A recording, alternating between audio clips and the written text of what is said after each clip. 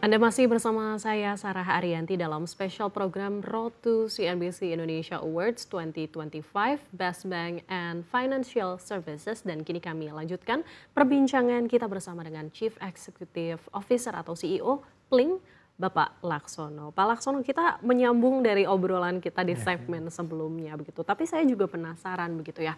Walaupun memang semua sektor yang ada itu memang butuh payment gitu, tapi sebenarnya karakteristik customer yang mungkin menjadi target dari Pling ini seperti apa sih, Pak?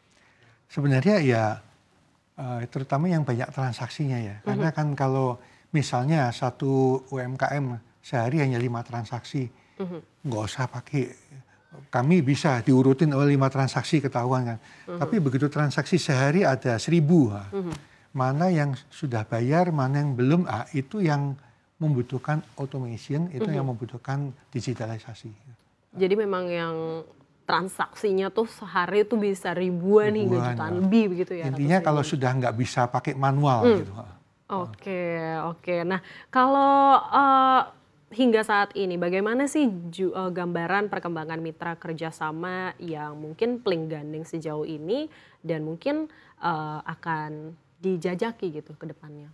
Ya, ini kita juga berusaha bertumbuh bersama ini ya, merchant kami ya. Jadi intinya akan menarik pada waktu bisa bertumbuh bersama ya. Dan dari situ kan mereka butuh apa, biasanya kebutuhan itu selalu meningkat kan dari tahun ke tahun ya. Kita coba penuhin kebutuhan itu, dengan demikian kerjasama akan lebih baik. Karena bagi kami prinsipnya kalau merchant kami nggak happy ya nggak akan bisa berjangka panjang gitu ya.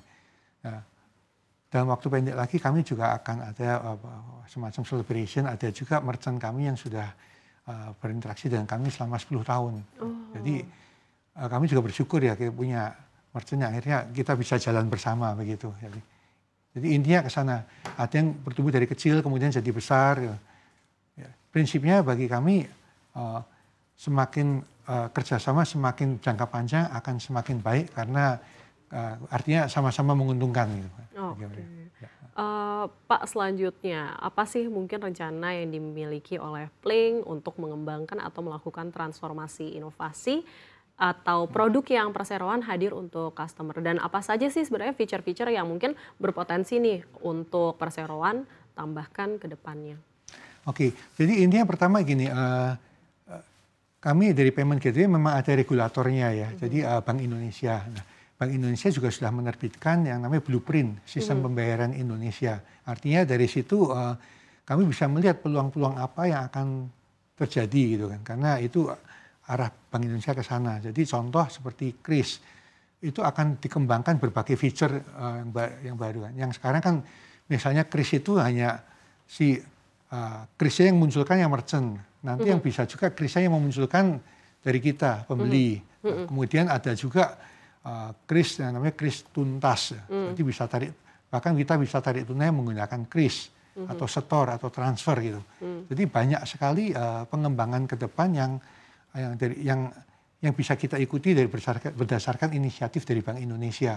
Kemudian juga Bank Indonesia juga akan mulai masuk ke berbagai negara kan. Contoh ke depan juga ada Jepang, ada China, nggak tahu negara-negara yang lain. Artinya dari sini kita melihat banyak peluang yang bisa bisa digarap ya di situ.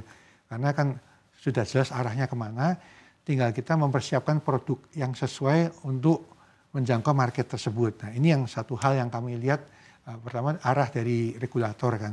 Kedua, kami lihat juga feature-feature yang dibutuhkan oleh merchant kami sendiri. Karena pembayaran itu tidak statis, itu terus berkembang terus. Jadi kita lihat dari tahun ke tahun, begitu kita ngobrol dengan merchant kita akan ketahuan adanya feature-feature yang mereka butuhkan tambahan. Contoh yang ke depan juga mungkin seperti disbursement itu kan. Jadi mereka bisa mengharapkan bisa transfer ke berbagai rekening, ke berbagai tujuan. Nah, itu juga akan kita kembangkan ke sana gitu kan ya. Nah, di samping tentu saja kita melihat produk-produk kita kurangnya apa aja ya kita akan perbaiki terus. Jadi nah terus ke depan di samping itu juga nggak hanya sekedar produk ya, karena bagi kami yang kita nggak bisa hidup sendiri ya kan. Betul. Jadi kita perlu bekerja sama dengan berbagai partner. Contohnya partner-partner kami ya perbankan.